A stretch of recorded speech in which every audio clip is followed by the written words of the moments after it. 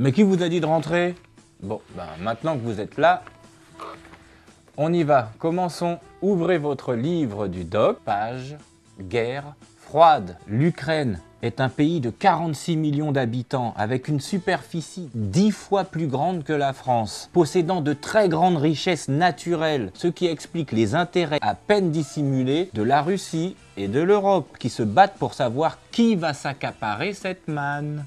Nous nous trouvons avec un pays et une nation qui a un siècle de retard par rapport à l'Europe. Le pays est divisé entre ceux qui veulent l'ouverture vers l'Europe et ceux qui sont conservateurs. Et pour l'instant, il n'y a pas d'homme de la situation qui soit capable de satisfaire leurs rêves du progrès et de la modernisation. Après l'euphorie de la révolution orange, les dirigeants n'ont pensé qu'à se remplir les poches et à vendre tout ce qu'ils pouvaient du pays sans se soucier de la moindre construction de l'avenir de la nation. Ce sont des nouveaux riches, ivres d'argent et de plaisir. Toutes ces années ont été perdues, car celui qui avait le moindre poste ne pensait qu'à trouver le moyen de l'exploiter à son propre compte. Il faut les comprendre. Des gens qui ont été privés de pouvoir et d'initiative pendant des années ne peuvent pas avoir des réactions équilibrées face à un tel revirement. Un autre point très important, c'est que tout le pays il est dirigé par la mafia. Il n'y a pas un magasin ou une entreprise qui ne soit pas chapeautée par la mafia. Ce qui fait que le système il est bloqué, car toute entreprise qui réussit trop bien est périodiquement spoliée par la mafia.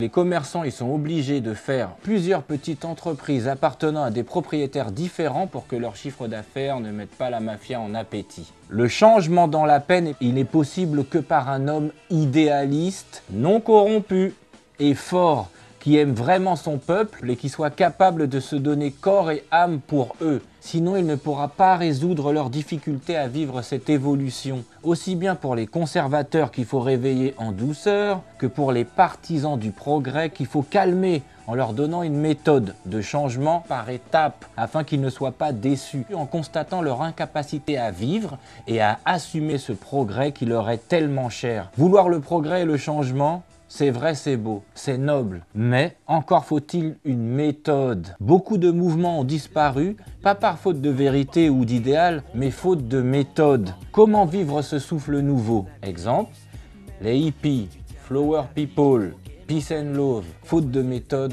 tous ces mouvements ont disparu. Mesdames les Ukrainiennes, à la Maradona car je suis triste comme le clown Zapata, comme Bérégovoy, bientôt.